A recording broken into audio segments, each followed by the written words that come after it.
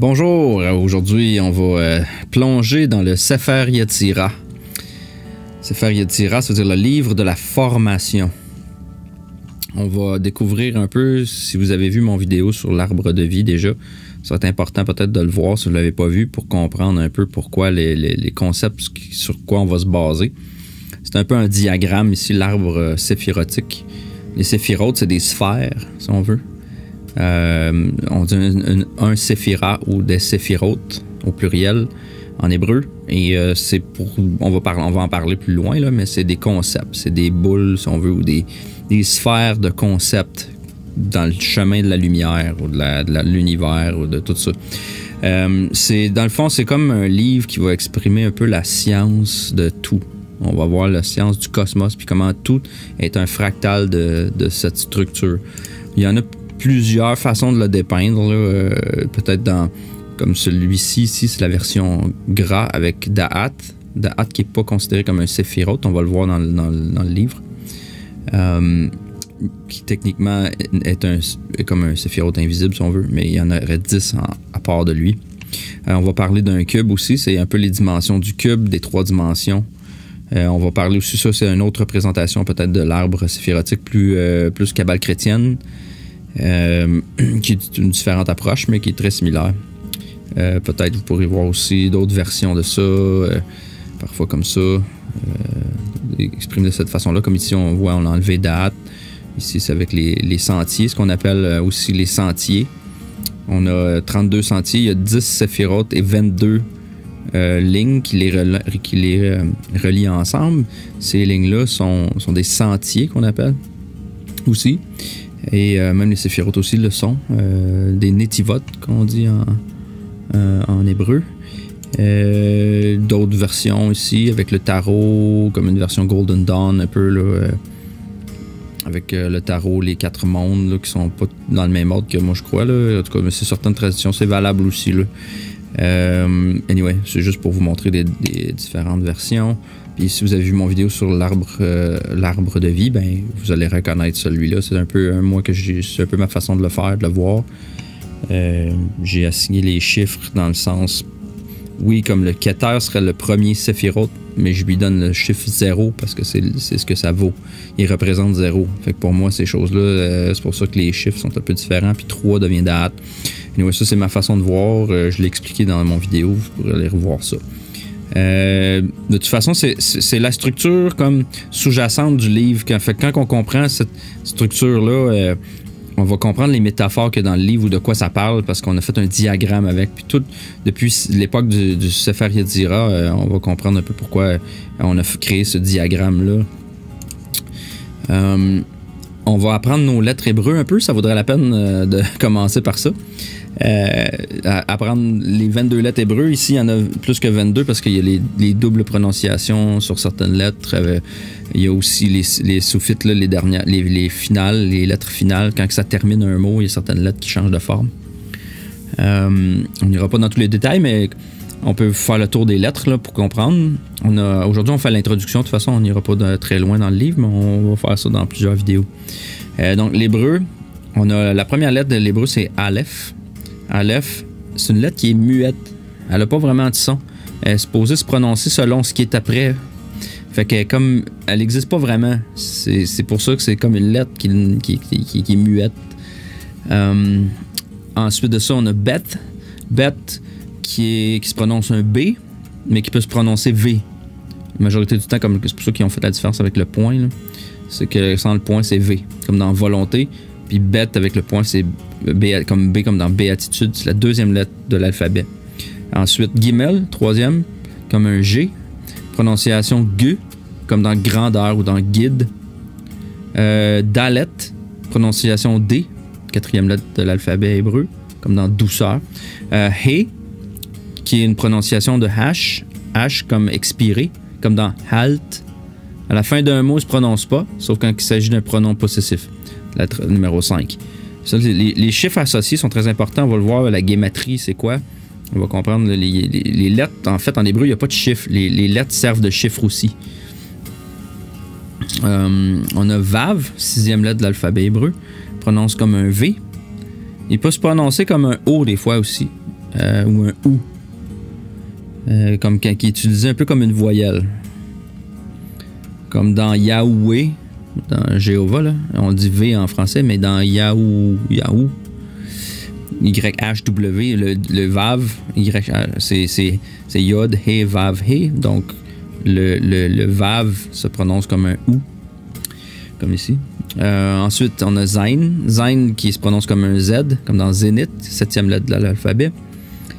Chet, qui se prononce comme en allemand, comme un... On l'a pas en français ce son-là, mais c'est comme un ch. C'est comme dans Bach, ou dans Julio en espagnol, comme dans un J là, en espagnol. C'est un peu guttural, ça vient comme de plus bas dans le corps, puis c'est prononcé comme plus guttural. C'est la lettre 8, numéro 8. Ensuite, on a tête, qui prononce T comme dans tête. Yod, qui se prononce Y, comme dans yoga. Il peut utiliser comme une voyelle, se prononce alors comme un I. La lettre 10, très important, Yod 10. On va voir plus loin pourquoi, là. Kaf, 2 versions, il y a Khaf et Kaf. Kaf, c'est comme un K, comme dans kaléidoscope. Le kaléidoscope, 20, la lettre numéro 20, qui vaut 20 en fait. Elle vaut 20, c'est la 11e lettre, mais à partir du 10, les chiffres tombent en dizaines. Fait qu'on a fait 1 à 10. En passant, on va le voir, mais c'est les premières 10 lettres de l'alphabet hébreu sont comme les archétypes, la première moitié, c'est la première dizaine. Ensuite de ça, c'est pour ça qu'on tombe avec 20, 30, 40, on tombe dans les dizaines. Après ça, on va tomber dans les centaines. Donc le Kaf, il y a le Chaf, qui est un peu comme le même équivalent que le Het. Fait que c'est très similaire.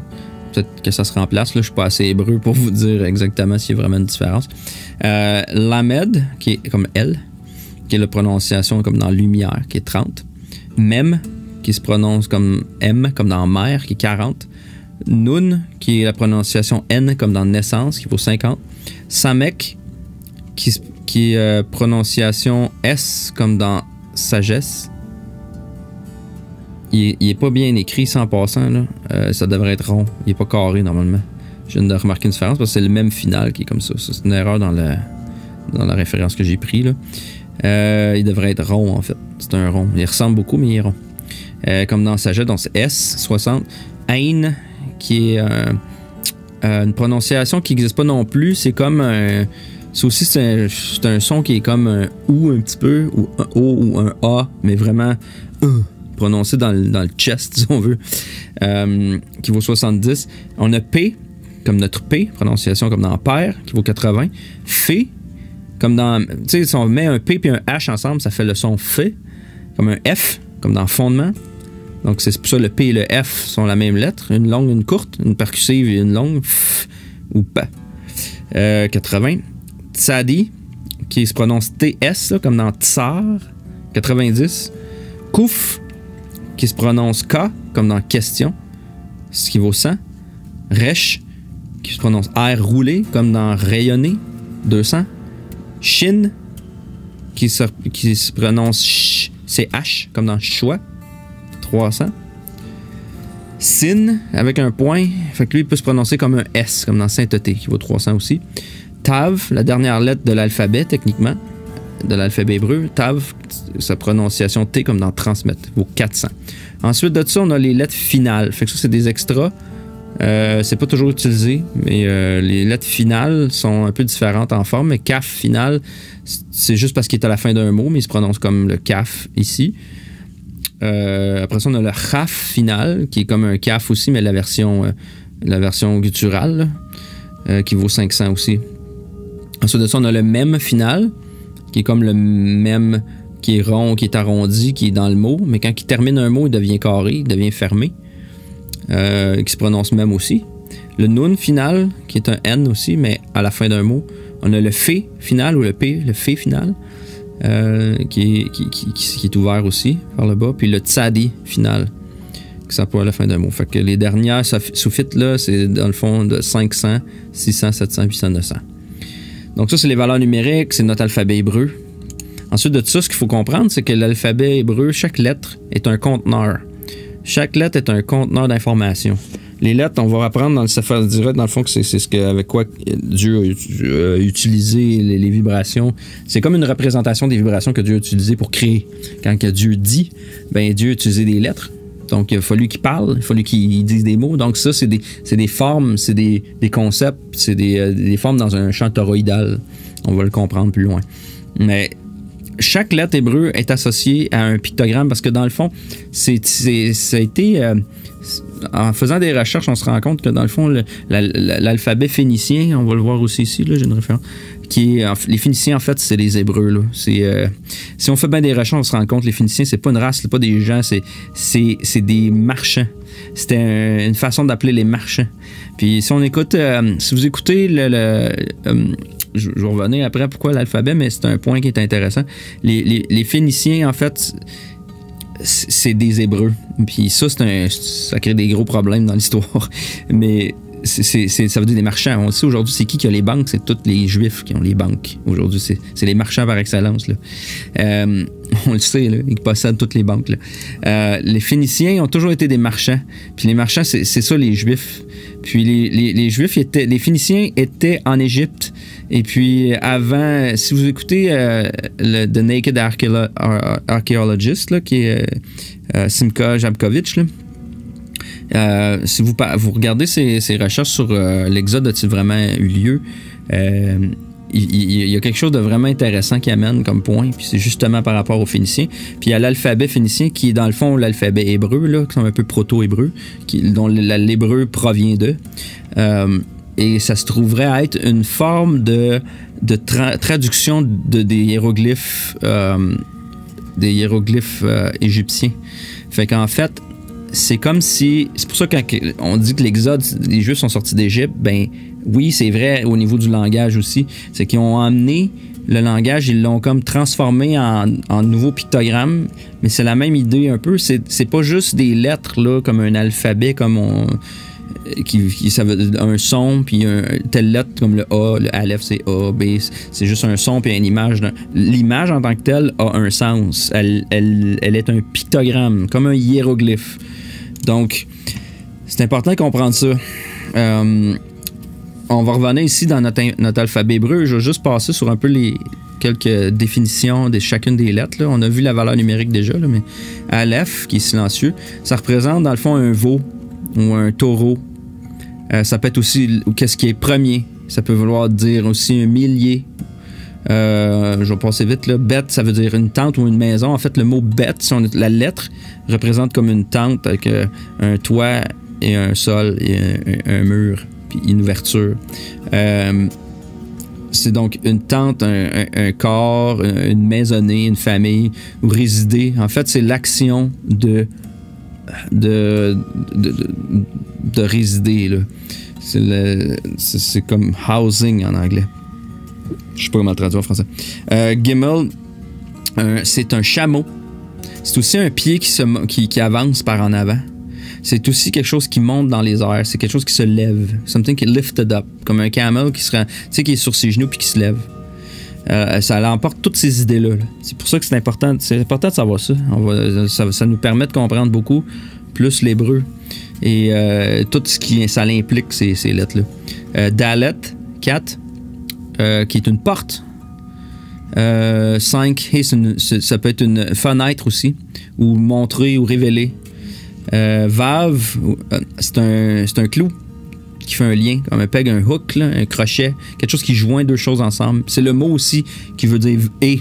La conjonction, là, quand je dis un et l'autre, le et, c'est vav. La lettre vav sert de ça en hébreu. Donc, à faire un lien, c'est pour ça que c'est un clou. Un clou, c'est un lien entre deux choses. Ça joint deux choses ensemble. Zain, c'est une épée. C'est comme une épée, c'est comme un couteau, une épée, une dague. Pour couper et percer. Chet, ça se trouve à être une barrière, une chambre intérieure ou quelque chose de séparé. Tête, c'est un serpent. En fait, on le voit bien, c'est comme un serpent avec la queue. C'est aussi pour entourer ou twister. Ou coil, comme un coil. Ben, un serpent, c'est coil. Un tourbillon, un tourniquet. Yod, ça veut dire la main. C'est une main aussi, parce que yad, je me trompe pas, yad en hébreu, ça veut dire main. Donc, une main. fermer ou qui ferme sur ou travailler. Ça peut être aussi une graine aussi. Parce qu'on dit que toutes les lettres proviennent du iode, parce que toutes les lettres ont un petit bout de iode en quelque part. Tout le haut, là, ça c'est il y a 2 iodes dans Aleph, un à l'endroit, un à l'envers. Toutes les lettres sont issues de la graine iode 10, qui est la dizaine. C'est la base, l'unité de base de toutes les lettres. C'est important aussi ça de savoir ça. Kaf, c'est un cas, bon, une paume de la main. C'est comme une paume de la main. Ou une assiette, ou quelque chose qui tient, que tu peux mettre quelque chose dedans. Une main ouverte, là, qui peut monter ou descendre, qui peut contenir quelque chose dans sa main. L'Ahmed, c'est un bâton. Ça peut être comme un fouet aussi, pour pour faire avancer ton bétail. Même, c'est de l'eau. C'est l'eau. C'est tout ce qui est en même, en l'eau. Nun, c'est un poisson. C'est aussi une descendance. C'est tout ce qui a rapport avec ça. Dans le fond, le concept de un peu de procréation, poisson, puis de fleurir, là, de sprout, là, ça veut dire en fait de germer. Une descendance, toutes ces choses-là. Samek, on le voit, là, il est rond, le Samek. Là. C'est un support. Ça aussi, ça tourne slow, lentement. Ain, ça peut être un œil, c'est relié à l'œil. L'apparence, voir, comprendre. P, c'est la bouche. Donc, c'est une ouverture ou une entrée. Commander, parler. Donc, P, ça a rapport avec ça. P, en passant, dans l'espace blanc qu'il y a dans le P, c'est comme un bet. Bet, c'est une maison. C'est un conteneur. Tsadi, c'est comme un hameçon à poisson ou de tirer vers soi ou quelque chose qui peut pas s'enfuir, un désir, un trouble. Kouf, c'est l'arrière de la tête. C'est ce qui est dernier au final. Puis Resh, c'est la tête, une personne, ce qui est plus important, donc la tête. Shin, ça veut dire les dents. Ça peut dire une dent, l'ivoire. Ça peut être aussi, c'est le feu. C'est aussi ça, le son du feu. Ça, Shaddai, le feu. Tav, c'est une marque, un X, une croix, un seal, un sceau, dans le fond.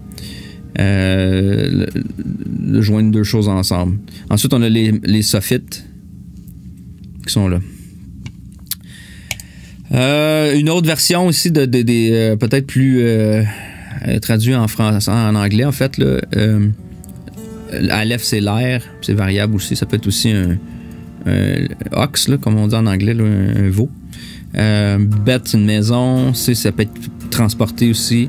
Des pattes, eyes, en tout cas, vous pourrez vous relire ça ici. Là, c'est comme une version un petit peu plus un peu différente avec les versions des lettres dans notre alphabet à nous. Ici, c'est une autre version aussi avec quelques variations qu'on va voir dans le Sefer Yetzirah, mais c'est pas tout bon. Là. Fait qu'en tout cas, ça, c'est comme l'introduction un petit peu. Fait que là, on va aller dans le début de notre livre. Je voulais juste faire un survol des lettres là, pour qu'on sache de quoi qu'on parle. Là. C'est quand même important de comprendre c'est quoi les lettres avant de lire un livre qui en parle.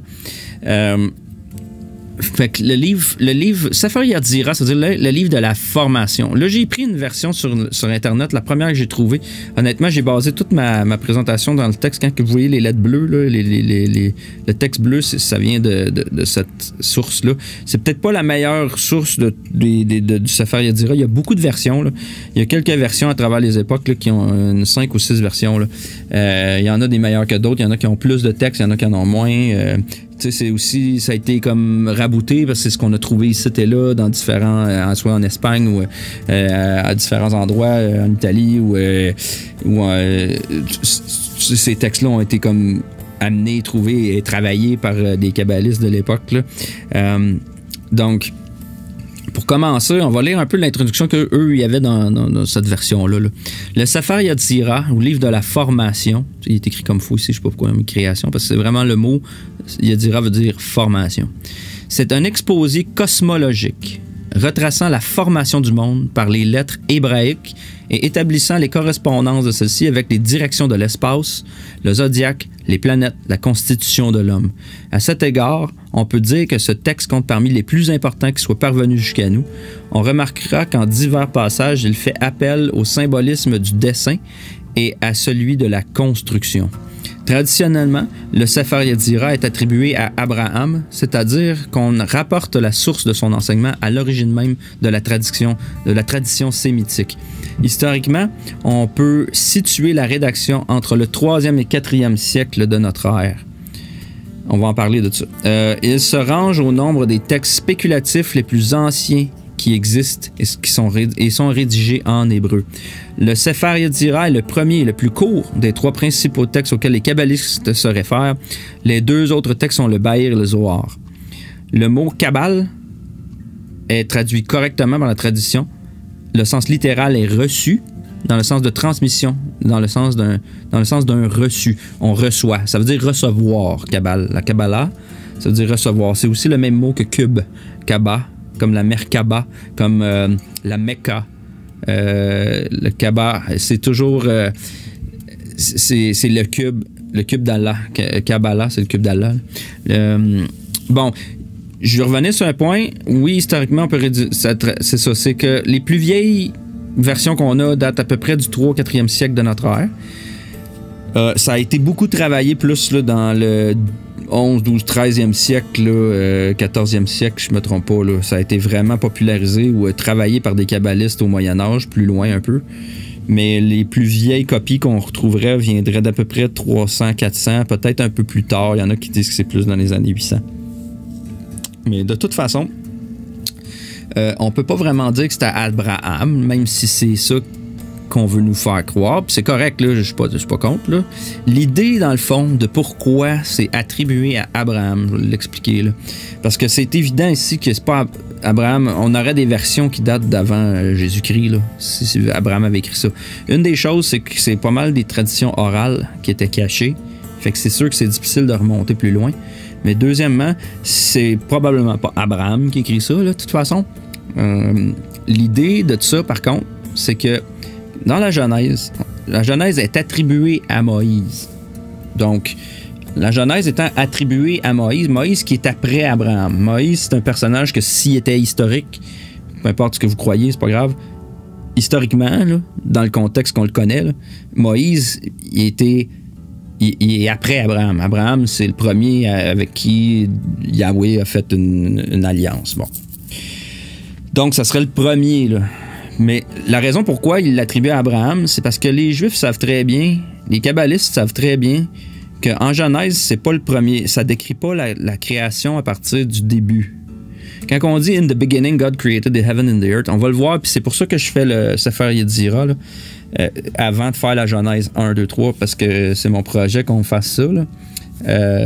Quand j'aurai du temps. Mais je veux passer sur le Sefer Yetzirah parce que ça va nous aider à comprendre comment comprendre Genèse. Puis Genèse est attribué à Moïse, mais juste un point ici. Le mot là, dans Genèse 2, là, on dit la terre est devenue en forme et déserte. Là. Le mot hébreu pour ça, là, ça veut dire tohu vavohu. Le mot hébreu, c'est ça. Puis ce que ça veut dire, c'est que le was qui est avant ou était, c'est mal traduit. Les Juifs comprennent ça et la terre est devenue vide et déserte. Donc, ça sous-entend. OK, puis regardez ici ce qu'on dit dans certaines encyclopédies. Là. Genèse, la géologie, mystère de la création, chapitre restauration de la terre. Restauration. Parce qu'on dit ici, en Genèse 2, la terre est devenue informe et déserte. Et puis là, l'Esprit de Dieu se mouvait sur la surface des eaux. D'accord? C'est que les Juifs comprennent bien ici qu'il y avait un cycle avant. Dans Genèse 1, c'est pas le début de la création de la terre. C'est le début d'une création, mais c'est pas le début de toute la création. Ça représente le début de la création de la vie qu'on connaît, mais il y a de la création qui s'est faite avant. Donc, le Sefer Yetzirah, pourquoi il est attribué à Abraham? C'est parce que il décrit, il fait une description d'une Genèse antérieure à celle décrite par Moïse dans Genèse 1. Donc, les kabbalistes disent, ben, ça peut juste être quelqu'un avant Moïse qui a écrit ça. C'est ça l'idée. C'est que pour ça qui est attribué à Abraham, parce que dans le fond, Abraham aurait écrit la Genèse, la vraie, la Genèse dans le sens la première. Ensuite, Moïse a décrit la suite des cycles dans Genèse 1, une suite de cycles qui est déjà commencée. On parle pas du début. Donc, c'est pour ça que il y a une différence ici, puis c'est pour ça qu'on l'attribue à Abraham. Fait qu'en gros, comme introduction ici, c'est Dieu dit. Tu sais, quand on dit dans Genèse, c'est Dieu dit, puis les choses viennent à l'existence. Là. C'est que dans le fond, Dieu utilise la vibration. On pourrait appeler ça le Big Bang ou il y a une impulsion de départ. Il y a eu quelque chose qui s'est passé, une explosion, quoi que ce soit. Dieu, c'est ce qu'on ne peut pas comprendre qui est avant toute chose. Puis après ça, c'est comme on dit ici, le Ein Sof, le rien, l'incréé, l'infini, de rien, puis l'infini de tout. Là. Fait qu'il y a tous ces concepts-là, mais après ça, la création qu'on voit, ben, c'est plus Dieu, c'est rendu après. Fait que la vibration, c'est ce qui est sorti. Le son, si on veut, ou l'espace, le temps. Tu sais, comme on dit dans Genèse, au commencement, Dieu créa les cieux et la terre, donc au commencement, donc dans le temps. Donc le temps, le temps, c'est une des choses qui a été créée. Ensuite, les cieux, ensuite la terre, donc le haut, le bas, donc les dimensions, l'espace. Puis ensuite de ça, il a dit des choses dans l'existence par la vibration. Fait que c'est la science. Ce qu'on va voir, là, c'est que c'est pas un livre religieux. Moi, je dirais que c'est pas un livre religieux, c'est un peu comme il dit, c'est un exposé cosmologique. C'est que les kabbalistes aussi, qui sont assez bons, ils savent que, dans le fond, les mythologies qu'il y a dans la Bible, on l'utilise beaucoup comme religion, mais c'est pas de la religion nécessairement, c'est de la science, mais encodée. C'est des allégories puis des niveaux de l'écriture pour faire comprendre des concepts scientifiques. C'est une science, c'est une cosmologie, c'est comment la lumière fonctionne, comment la vibration fonctionne. C'est juste qu'on utilise des mots comme des noms de Dieu, on utilise des anges, on utilise des termes qui sont religieux, qui sont reliés à la religion, mais c'est pas à prendre dans ce sens-là. Il faut comprendre que ces choses-là sont des concepts de la nature, sont ces forces de la nature, ou comment les choses se manifestent dans la nature. On leur a donné des noms, on les a appelés des anges pour dire des angles. On a donné des noms de Dieu parce que c'était des principes qui sont plus hauts, qui dominent la création, puis qu'on peut comprendre en l'étudiant. Fait que c'est pas de la religion. Puis c'est pour ça, moi, j'approche la Bible, c'est la même chose. Faut comprendre que c'est pas... Oui, ça a été utilisé par la religion, mais c'est pas de la religion. Il faut aller plus loin pour comprendre ça. Fait que, dans le fond, c'est aussi un exposé, le Sefer Yetzirah, sur comment les lettres hébraïques ont fondé la formation de l'univers. Dans le fond, sont comme intrinsèquement les outils que Dieu a utilisés pour créer toute chose. Donc, c'est pour ça que ces lettres-là sont comme un ADN. C'est pour ça qu'il y en a 22 lettres. Puis que comme les 22 chromosomes, après ça, on tombe dans le 23e chromosome qui détermine le genre. T'sais. Mais les 22 lettres, c'est comme l'ADN. C'est ce qui sert à toute chose. C'est pour ça que ces concepts-là étaient compris depuis longtemps. Ça veut pas dire que les Juifs comprenaient nécessairement l'ADN, avaient vu ça. C'est pas ça l'idée. C'est qu'ils ont compris la science de la nature. Ils ont compris les concepts de la nature. Puis c'est normal qu'aujourd'hui, quand on regarde les choses, qu'on observe, puis qu'on observe l'ADN, on se rende compte que c'est Ah, ben oui, c'est comme si les Juifs l'avaient déjà dit, l'avaient déjà découvert, parce que c'est une science de tout. C'est une science que, quand on la connaît, on peut comme rapprocher tout ce qu'on va trouver à ça. Ça veut pas dire qu'on a découvert l'ADN déjà. Ça veut juste dire que quand tu vas découvrir l'ADN, c'est sûr que ça va coller là-dessus parce que c'est déjà une science qui explique tout. Fait que c'est sûr que ça reste des théories, là. Mais c'est utilisé depuis longtemps, puis ça a une puissance incroyable. Donc, ça, c'est pour l'introduction. J'aimerais ça quand même, on puisse mettre le pied dedans un petit peu aujourd'hui, puis après ça, je ferai une autre vidéo pour faire la deuxième, peut-être les autres sections. Donc, au début, ce qu'on a, c'est, j'ai marqué ici, c'est l'architecture de la vie. C'est carrément ça, là. Donc, section 1. On va lire ça. Juste la section 1. C'est par les 32 sentiers merveilleux de la sagesse que le Seigneur des armées, Dieu vivant et roi de l'univers, Dieu de miséricorde et de grâce, Dieu sublime, séjournant dans l'éternité, a formé et créé l'univers par 3 sépharim. ça veut dire numération. Sephar, Sipur, Sefer. Le nombre, le nombrant, le nombré. Contenu dans 10 séphirotes, ou 10 propriétés, 10 sphères, qui sont un et identiques en lui. 10 séphirotes dans le néant et 22 lettres de fondement. 3 lettres mères, Aleph Mem Shin. 7 lettres doubles, Bet Gimel Dalet Kaf Pe Resh Tav. 12 lettres simples, He Vav Zain Chet Tet Yud Lamen Nun Samek Ain Tzadikuf. Donc ça, c'est notre première section. On va noter ici que c'est par les 32 sentiers merveilleux de la sagesse. Donc il y a 32 sentiers. 32 sentiers, ça fait référence aussi quand on va voir Genèse, là. Il y a le mot, dans Genèse, dans les 7 jours de la création, le mot Elohim apparaît 32 fois pour représenter ces 32 sentiers-là. Les 32 sentiers, on dit qu'il est composé de 10 séphirotes, donc les 10 sphères de propriété. C'est comme 10 sphères concept qui n'existent pas vraiment. C'est pour ça qu'on les appelle néant. Il y a 3 lettres mères qui sont des modes. Hein, qui a le Aleph, on va voir, c'est l'air. Mem, c'est l'eau. Shin, c'est le feu. C'est les 3 premières. C'est comme la Trinité, ça.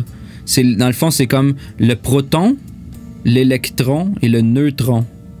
Il y a toujours 3 modes dans quelque chose. C'est la base de tout. C'est pour ça que la première triade ici est importante aussi. Ensuite de ça, on a 7 lettres doubles qui représentent les forces de la nature, les polarités, les plus et les moins. Donc ça, c'est des lettres qui ont 2 prononciations, Bet, Gimel, Dalet, Kaf, Pe, Resh, Tav. On va voir que ça correspond aux planètes. Et les 12 lettres simples, qu'on va voir que c'est un support d'expression comme le zodiaque. Fait que ça, c'est notre 12 zodiaques. OK? Fait que... Puis si on revient ici, on a les Sepharim. Les Sephar, c'est toutes les mêmes lettres, mais on peut le dire en hébreu. C'est pour ça qu'il n'y a pas de voyelle non plus. En hébreu, là, on peut dire les mots de différentes façons. Avec les mêmes lettres, on peut le faire dire plusieurs choses. Puis c'est ça la force aussi d'avoir cette possibilité-là, des fois, de ne pas avoir les voyelles. C'est que tu peux faire interchanger des lettres ou tu peux utiliser les mêmes 3 lettres puis mettre des voyelles différentes puis dire d'autres choses avec. Fait que ça permet beaucoup de latitude au niveau de l'interprétation. Puis c'est une belle chose à utiliser et que les Hébreux utilisent beaucoup, les kabbalistes utilisent beaucoup. Donc, le Sephar, c'est l'espace ou le nombre. Hein, le nombre. Le nombrant, c'est le temps. Puis le nombré, c'est l'âme individuelle. Puis ce qu'on peut dire aussi, c'est on l'appelle ça comme ça aussi l'écrit, le compter, le raconter. Donc l'écrit. Donc ça, c'est quand on écrit quelque chose, on le fixe dans la matière. Fait qu'on le fixe dans la matière, c'est qu'on le tue, dans le fond. Hein? Quand on écrit quelque chose avec l'encre, on l'écrit sur un papier, il devient mort parce qu'il devient dans la matière. Il devient un concept qu'on a maintenant couché par écrit. Couché par écrit, on le dit quand on couche, on se couche, pour mourir, on se couche. C'est écrit. Le compter, c'est on dénombre les choses. Puis le raconter, c'est on le chante ou on le parle, on le met en action. Donc ce verset annonce, j'ai des références ici, je me rappelle pas à qui je les ai pris là, mais on va lire un peu. Ceux-là dans les petits textes comme ça, les photos, c'est des comme ici c'est dans le livre par Georges Lahy. Il y a beaucoup de commentaires très intéressants là-dedans. Le Sefer Yetzirah édité par Georges Lahy. Là, vous pourrez vous en procurer une version. C'est pas très gros, c'est parfait. Il y a comme 4 ou 5 versions du Sefer Yetzirah, puis tous les commentaires après. C'est très intéressant. Celui-là ici, je me souviens plus où je l'ai pris. Là. Ce verset annonce le projet divin décrit comment il est mis en exécution. Les 3 outils dérivés de la racine Samek, Peresh, Sefer, l'écrit, Mispar, le compter, et Sipur, le raconter. Taille et crée. C'est avec ça qu'on va créer, avec ces concepts-là. On sait comme on a notre arbre séphirotique qu'on a vu. Ça, c'est d'autres versions des lettres ici, là. En fait, là, que j'ai mis, si vous voulez prendre des photos. Les 32. Ça, c'est quoi qui est écrit ici? Ouais, c'est ça. C'est les 10 séphirotes. C'est un peu. Il y a comme. On va le voir plus loin, mais c'est comme on a 10 doigts, les 2 mains. On a 10 séphirotes. chaque degré de la descente contient les 32. C'est que dans le fond, à chaque fois qu'on descend, c'est aussi des fractales Chokma, exemple, Keter, Chokma, Bina, Hesed, Gevura, Tiferet, Netzach, Hod, Yesod et Malkut. C'est les 10 séphirotes. Et puis, chacun de ces séphirotes-là contient les 10. Donc, parce que c'est des fractales aussi. Celui-là contient 10, 10, 10. Toutes les séphirotes contiennent les 10 parce que c'est comme des à l'image d'eux. Comme Adam était à l'image de Dieu. On va lire ici peut-être ce petit texte-là ici. Il existe une relation étroite entre 10, le yod, on en a parlé tantôt, 10 séphirotes, tétragramme, main et doigt. Le Sefer Yetzira nous dit que les séphirotes sont à l'image des mains. Elles sont 10 et les mains ont 10 doigts. Yod, qui pourrait s'écrire en lettres, là, si tu écrivais la lettre Yod en plusieurs lettres, ce serait Yod, Vav, Dalet, qui est de 10, vient de Yad. Yad, ça veut dire la main. C'est ce que je disais tantôt. La constitution de la lettre Yod, Yod, Vav, Dalet, symbolise Yod, le point qui engendre. Donc, les 3 lettres, il faut se rappeler que je ne sais pas si vous avez vu mon vidéo là-dessus, mais c'est l'ADN de la création. C'est Yod. Les lettres dans un mot portent expliquent le mot. Donc, le Yod, le point qui engendre le Vav. C'est comme un Vav, c'est comme un Yod, mais plus long. La ligne, qui devient une ligne, et Dalet, qui est la longueur et la largeur. Dalet, c'est comme un angle droit. Donc, le Yod engendre la ligne, le Vav, et puis les 2 directions, le Dalet, les 2, le haut et le bas, ou les 2 dimensions. J'étais ici. Donc, la longueur et la largeur, soit la surface et l'espace. Ainsi, ce petit point, qui est le Yod, est porteur d'espace. Sa manifestation symbolique dans la création est la main, Yod, la surface issue de l'unité. Une main, c'est une surface issue d'une unité. La structure du mot Yod marque donc l'union du point avec sa création Dalet par l'intermédiaire du Vav. OK? C'est ça, la Kabbale. C'est des concepts, là, c'est toujours poussé comme ça. 22 chromosomes de l'Adam Kadmon. On a parlé un peu, l'Adam Kadmon, c'est comme l'archétype humain ou l'univers. Donc, le Sefer Yetzira est réparti en 3, 7 et 12, soit 3 forces équilibrées, positives, négatives et neutres, 7 forces de double nature et 12 forces simples, offrant un support à l'expression des 7 doubles suivant la loi des 3 mers. En quelque sorte, les 22 lettres de fondement sont les 22 chromosomes de l'Adam Kadmon, l'être cosmique, la perfection du créé avant la chute. Tu sais, la chute dans l'Éden. Après la chute, on pourrait alors parler d'aberration chromosomique universelle. Ce premier verset implante une architecture céleste. Il ne faut pas oublier que 22 est le nombre de polygones réguliers entrant dans un cercle et que 22 divisé par 7, ça donne 3,14, donc le rapport entre la circonférence au cercle. 22 divisé par 7, c'est une approximation de pi, la plus... c'est connu, là. Parce que 22 et 7, c'est pour ça qu'on a 22, 7 et 3, là. Un autre petit détail. On voit ça plus loin. C'est ici. Ça disait de quoi déjà? OK, principe, c'est la densification de la lumière. C'est ça.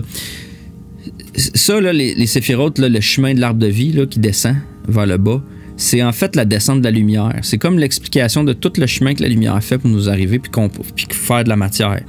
Autrement dit, la condensation ou la densification de la lumière forme la matière. C'est ça la science de cette époque-là. Puis on le découvre aujourd'hui, là, que c'est ça, là, la lumière, dans le fond, qui fait qu'on a les choses existent là, à un microscopique level. Là. C'est une densification d'énergie. L'enveloppe de lumière, or, devient une enveloppe de peau. Or, en hébreu, ceci est par simple transformation de l'Aleph en Ain. C'est un petit peu compliqué, là. Cette connaissance permet de mieux d'interpréter les passages de tunique de peau. Je voulais juste mentionner ça parce que dans Genèse, on se rappelle quand Genèse 3.21, et Yahweh Elohim fit pour Adam et pour sa femme des tuniques de peau et les revêtit. Mais ce que ça veut dire, ça, il dit ici, là, c'est important, ceci veut dire que Yahweh Elohim créa des corps physiques pour Adam et Ève. C'est unique, sont masculines et féminines. Mais la peau est unique car le mot peau est au singulier. Pourrait-on alors dire que notre homme passe de l'Einsof du rien jusqu'à la vision limitée par la peau, donc à la matière? Fait que c'est ça que ça veut dire ici. Cette référence-là, je trouvais ça important de la mentionner parce que c'est ça que c'est là, quand dans le fond, la descente, rendue en bas, les humains sont devenus humains. Quand Dieu leur met des tuniques de peau, c'est pas des vraies tuniques d'animal, c'est une représentation de dire qu'ils ont eu une peau, sont devenus matière. Avant ça, on n'est pas matière, on est concept, on est en haut de ça. Donc, si on revient ici, on parle aussi de saphir, ou des séphirotes, ça ressemble au mot saphir aussi, hein, des émanations de la lumière divine. C'est des aspects compréhensibles, accessibles à l'humain. Des couches externes de la dimension cachée de Dieu. Fait que les séphirotes aussi, là, c'est pourquoi c'est une conceptuelle. C'est pour illustrer des concepts qu'on ne peut pas comprendre autrement dit. C'est pour amener à être possible de discuter, là, puis de philosopher avec des concepts. Parce que c'est pas atteignable nécessairement autrement dit. C'est pour ça que ça n'existe pas vraiment. C'est comme une façon d'expliquer comment ça marche, avec des choses concrètes. Expliquer des choses qui ne sont pas concrètes d'une manière plus concrète par une illustration, si on veut. Bellima, c'est ça que ça veut dire. C'est pour ça que quand il dit ici dans la section 2, on dit les 10 séphirotes Bellima, ça veut dire ineffable, ou qui dissimule, ou sans quoi, ou du néant, ou abîme, comme dans Job 26:7, où ce qu'il dit, il étend le septentrion sur le vide, il suspend la terre sur le néant. Le néant, c'est rien, sur rien, le vide. Parce que de rien, tout a été créé à partir de rien. Donc, 10 séphirotes d'Abim, si on veut, selon le nombre des 10 doigts, 5 en face de 5, et l'alliance de l'unique dirigée au milieu par le mot de la langue et par le mot de la nudité. Circoncision, ça. Prière, permutation des lettres, ça on verra. Ce verset dessine en fait une croix, une image d'une rencontre. Axe horizontal, sagesse, discernement, ou Chokma Bina, et axe vertical, connaissance, fondement, Da'at ou Yesod. En passant, ça m'amène juste à peut-être faire une révision de l'arbre de vie. On se rappelle, Keter, ça veut dire la couronne, le pur potentiel. Le père, ou Chokma, ça veut dire sagesse. Bina, l'intelligence. Da'at, c'est la connaissance. Chesed, c'est la grâce. Gevura, la force ou la rigueur. Tiferet, c'est la beauté, équilibre. Netzach, c'est la victoire. Hod, c'est la splendeur. Yesod, c'est la fondation, le fondement. Et Malkut, c'est la matière, si on veut, ou le royaume. Je voulais juste revenir là-dessus, parce qu'on va en parler souvent, là. Quand on voit ces mots-là, ben, on va comprendre qu'on fait une allusion à une certaine séphirote. C'est important de connaître à quoi ils sont reliés parce que quand on dit la sagesse, on parle de Chokma. Quand on parle de l'intelligence ou de la rigueur, on parle de Gevura. On parle de la grâce ou de la miséricorde, on parle de Chesed, ainsi de suite. Là. Fait que c'est important parce que c'est avec ça. C'est pour ça que cet arbre-là, il sert à ça, là, à décoder un peu le langage. Donc, c'est ça, la croix ici, c'est qu'un peu ça. C'est qu'ici, on parle de 5 en face de 5, comme on a 2 mains ici. 5 en face de 5. 5 doigts, 5 doigts. Et au milieu, on a l'alliance de l'unique, le 1. On parle ici du Yod qui passe d'en haut en bas. Fait qu'on a un peu comme l'effet d'une croix ici. 5 en face de 5. He, he. Donc, Yod, He, Vav, He. Ça fait le tétragramme aussi, là. On va voir plus loin, là. C'est peut-être un peu trop d'avance pour ça. Donc, après ça, on a section 3. Je pense qu'après ça, on va arrêter ici. Bon, section 3. 10 séphirotes d'Abim. Hein? 10 et non 9. 10 et non 11. Il y en a vraiment juste 10. C'est pour ça que Da'at, qui est au centre, des fois, n'est pas considéré comme un séphirote. Exerce ton esprit sur elle. Discerne avec sagesse et pénètre avec intelligence. Déjà là, discerne avec sagesse, pénètre avec intelligence. On fait référence à le haut ici, Chokma Bina. Et quand tu mets ces deux-là ensemble, c'est ce qu'on appelle Da'at, la connaissance. Exerce ton esprit sur elle, cherche, note, pense, imagine, rétablis les choses en place et fais asseoir le Créateur sur son trône. Fais asseoir le grand boss en haut. Là. La sagesse est globale et suppose un très haut niveau de conscience. Le discernement, qui serait Bina, sépare pour mieux appréhender, classe et organise. L'ensemble aide à connaître l'autre, à pénétrer sa pensée. Connaître, on sait que c'est un acte sexuel, pénétrer. C'est comme au sens sexuel d'aimer. En hébreu, c'est le même mot. Connaître sa femme, Adam connu sa femme. Fait que l'association entre Chokma et Bina, ça devient Da'at. C'est ça ici qu'on veut dire, la connaissance. C'est pour ça qu'en mettant ces choses-là en pratique, on a la connaissance. Ensuite, on va voir le reste ici. On va parler un petit peu de... On va passer à la section 4 la prochaine fois. Fait que pour l'instant, ça va être ça. Puis on se revoit dans une prochaine vidéo. Merci beaucoup.